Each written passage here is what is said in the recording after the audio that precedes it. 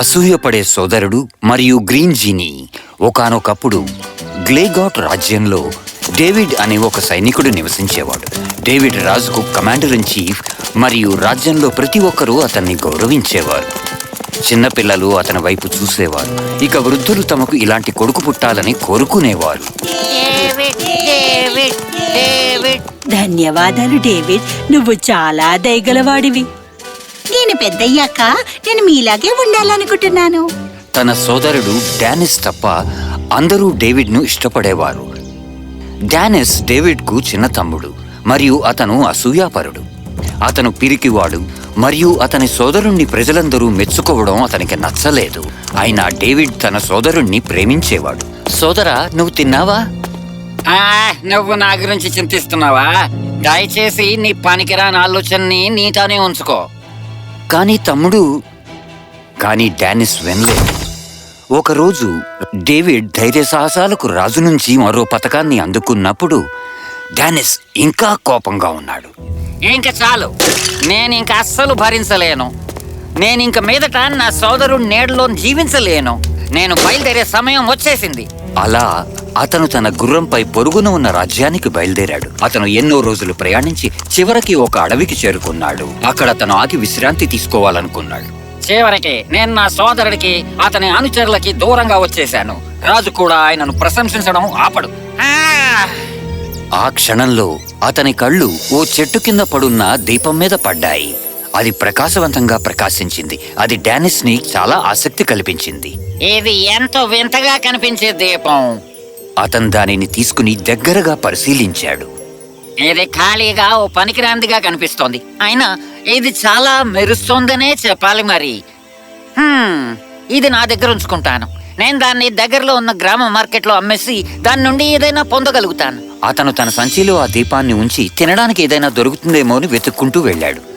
అతను తనకు కావలసినన్ని యాపిల్స్ సేకరించి వాటిని తినడానికి చెట్టు కింద పెట్టాడు. అతను ఒక యాపిల్ని కొరకబోతుండగా అతనికి ఒక గొంతు వినిపించింది. మాస్టర్, నాకు ఆహారం ఇవ్వండి, నేను ఆకలిగా ఉన్నాను. ఎవరా అన్నది? మాస్టర్, నేను మీ సేవకుణ్ణి. నన్ను బయటికి తీయండి. మాస్టర్, నాకు ఆహారం ఇవ్వండి. మీరు ఏం కోరుకుంటే అది ఇస్తాను. తన బ్యాగ్ నుండి గొంతు వినిపిస్తున్నట్టు తెలుసుకున్న డానిస్ షాక్ అయ్యాడు. నేను ఏమైనా కలను గంటున్నానా? అతను తన బ్యాగ్ లో చెయ్యి పెట్టి దీపాన్ని బయటికి తీశాడు. హలో, అక్కడ ఎవరైనా ఉన్నారా? అవును మాస్టర్, నేను. ఎవరు? మాస్టర్, చింతించకండి, నేను మీ సేవకుణ్ణి. దీపాన్ని రుద్దండి, దాని నుండి బయటికి వస్తాను. నువ్వు నన్ను బాధించవని నేను ఎలా నమ్మను? ఎందుకంటే మీ వద్ద దీపం ఉంది. ఎవరైతే దీపం కలిగి ఉంటారో వారు నా యజమాని. డానిస్ తనలో తాను అనుకున్నాడు. సరే, ప్రయత్నించడంలో ఎటువంటి హాని లేదు.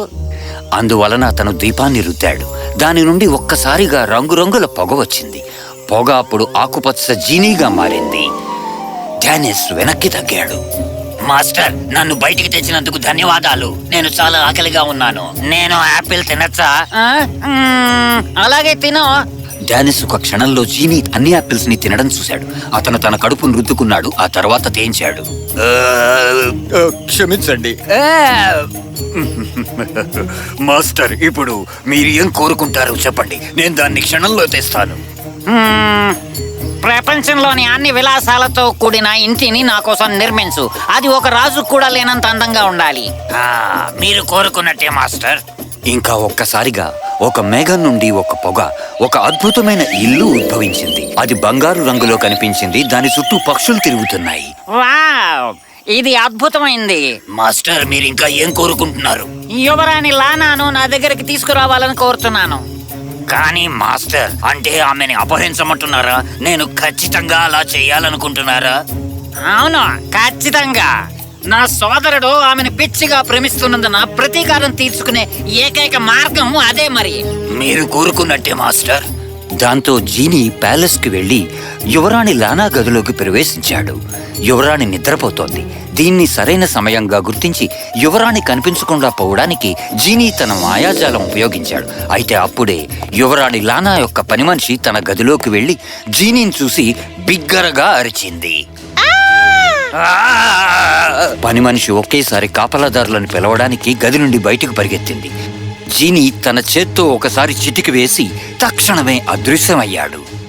డేవిడ్ కాపలాదారులతో కలిసి గది లోపలికి పరిగెత్తుకుంటూ వచ్చాడు. కానీ చాలా ఆలస్యమైంది.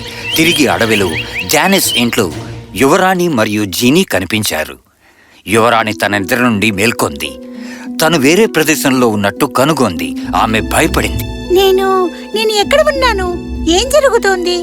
నన్ను క్షమించండి యువరాణి, కానీ మాస్టర్ మిమ్మల్ని ఇక్కడికి తీసుకురమ్మని ఆదేశించారు. మాస్టర్, నిజమైన జీనీవి నువ్వేనా? నేను కలగంటున్నానా? అప్పుడే డానిస్ చేతులు చప్పట్లు కొడుతూ గదిలోకి ప్రవేశించాడు. స్వాగతం యువరాణి. లేకపోతే నేను మరి మిమ్మల్ని ఖైదీ అని పిలవాలా? డానిస్, మీరా? నా నుండి మీకేం కావాలి? ఏం జరుగుతోంది? ఏం జరుగుతుందంటే నేను నిన్ను అపహరించాను. తద్వారా నేను డేవిడ్ మరియు గ్లేగాట్ లోని ప్రతి ఒక్కరికి ఒక పాఠం నేర్పించాలి. ఒక పాఠం? మీరు దేని గురించి మాట్లాడుతున్నారు? అక్కడ రాజ్యంలో రాజు బాధలో కూరుకుపోయాడు. చింతించకండి మహారాజా, నేను మీ కుమార్తెను తిరిగి తెస్తాను. అయితే డేవిడ్ నువ్వు ఎలా చేయగలవు? ఆమెను ఒక జీనీ అపహరించాడు. ఇదిగో దీని సాయంతో అతీంద్రియ జీవులను ట్రాక్ చేయగల తన దిక్సూచి గురించి డేవిడ్ రాజుకు వివరించాడు. బాణం చూపే దిశ ఆధారంగా ఆమె అల్బాన్ యొక్క చిట్టడవిలో ఉంది. అప్పుడు వెంటనే వెళ్ళు ఓ ధైర్య డేవిడ్, నా కుమార్తెను తిరిగి తీసుకురా. ఆమెను పట్టుకోవడానికి ధైర్యం చేసిన వ్యక్తిని కూడా తీసుకురా. నేను అతనికి అత్యంత కఠినమైన శిక్షను విధిస్తాను. డేవిడ్ తల ఊపి సైనికులతో బయలుదేరాడు. నన్ను అపహరిస్తే డేవిడ్ కు పాఠం ఎలా నేర్పుతుంది? ఎందుకంటే అతను మీతో ప్రేమలో ఉన్నాడు. యువరాణి లానా అది విని చాలా ఆనందించింది. ఆమె అపహరించబడిందని మర్చిపోయింది కూడా. ఏంటి? అతను నాతో ప్రేమలో ఉన్నాడా? నేను అతనితో ప్రేమలో యుగాల నుండి ఉన్నాను. ధన్యవాదాలు డానిస్, మీరు చాలా మంచివారు. ఏంటి మంచివాడినా? నేనేం మంచివాడిని కాదు. నేను డానిస్, మాస్టర్ ఆఫ్ జీనీస్. నిజానికి మాస్టర్ నేను ఒక్కడే. కానీ నార్మల్, అది ముఖ్యం కాదు.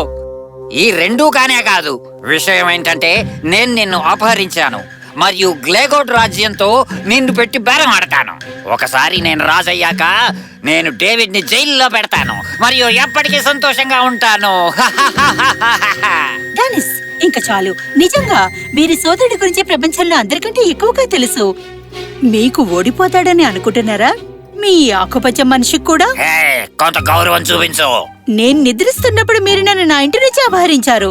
కొంత గౌరవం ఉన్నట్టుగా మాట్లాడుతున్నావే. నన్ను క్షమించండి. ఇక్కడ ఏం జరుగుతోంది? మీ మధ్య సంబంధం ఏంటి అసలు? నేను ఇక్కడ పనిలో ఉన్నాను. అప్పుడే ఓ కిటికీ తెరిచి దాని నుండి డేవిడ్ లోపలికి ప్రవేశించాడు, ఒక తాడు పట్టుకుని. క్షమించండి, ఆలస్యమైంది. మీరు బాగానే ఉన్నారా యువరాణి? అవును, నేను బాగానే ఉన్నాను. ఏ గాయమూ లేకుండానే. డేవిడ్ నవ్వి గదికి అవతల వైపు తిరిగాడు. జీనీతో ఉన్న తన సోదరుణ్ణి చూసి అతను ఆశ్చర్యపోయాడు. డానిస్, నువ్వా? అవును, నేనే. ఆమెను అపహరించిన వ్యక్తిని నేనే. కానీ ఎందుకు? ఎందుకంటే నేను నిన్ను ద్వేషిస్తాను. నా గురించి ఎవరు పట్టించుకోనప్పుడు అందరూ నిన్ను చూస్తూ ఆరాధిస్తారని నాకు చాలా ద్వేషం. నా జీవితం అంతా నువ్వు నన్ను నీడలా కప్పేశావు. నేనింక అస్సలు భరించలేను.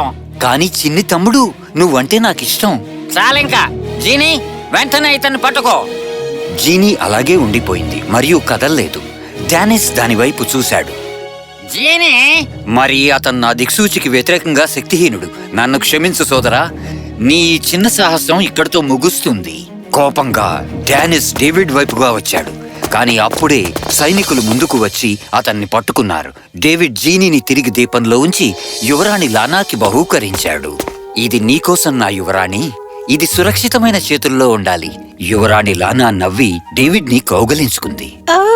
నేను నిన్ను ప్రేమిస్తున్నాను డేవిడ్. అదే రోజు డేవిడ్ యువరాణితో రాజభవనానికి తిరిగి వచ్చి తన సోదరుణ్ణి రాజు ముందుంచాడు. తన కుమార్తెతో తిరిగి కలిసినందుకు రాజు చాలా సంతోషించాడు. వారు ఒకరినొకరు కౌగిలించుకున్నారు. తరువాత రాజు డేవిడ్ వైపు చూశాడు. నేను నీ గురించి చాలా గర్వపడుతున్నా డేవిడ్. నువ్వు ఎంతో గొప్ప యోధుడివని మరోసారి నిరూపించుకున్నావు. చెప్పు, నేను మీ సోదరుడికి ఎలాంటి శిక్షను విధించమంటావు? మహారాజా, యువరాణిని అపహరించింది నా సోదరుడని నాకు తెలుసు మరియు అతను శిక్షకు అర్హుడు. కానీ సోదరుడి మనసు తన సోదరుడికి హాని కలిగించదు. అందువల్లనే డానిస్ను విడిపించమని మిమ్మల్ని అభ్యర్థిస్తున్నాను మరియు అతను ఎప్పటికీ ఎవరికీ హాని కలిగించడని నేను హామీ ఇస్తున్నాను. ఇది విన్న డానిస్ కన్నీళ్లు పెట్టుకున్నాడు. తన సోదరుడు తనను ఎంతగా ప్రేమిస్తున్నాడో అతను గ్రహించాడు. అతను ఒకేసారి మోకాళ్ళ మీద పడ్డాడు. నేను నీ గురించి తప్పుగా అనుకున్నాను. వాళ్ళందరూ నిన్ను గొప్పవాడు అని ఎందుకంటారో ఇప్పుడు తెలిసింది. ఇవన్నీ చూసిన రాజు చాలా కదిలిపోయాడు. డానిస్, నువ్వు గుణపాఠం నేర్చుకున్నట్టు అనిపిస్తోంది. అయినా కానీ నేను నిన్ను శిక్షించాలి. దీని ద్వారా నేను నిన్ను రాజ్య సైన్యానికి అధిపతిగా నియమిస్తా.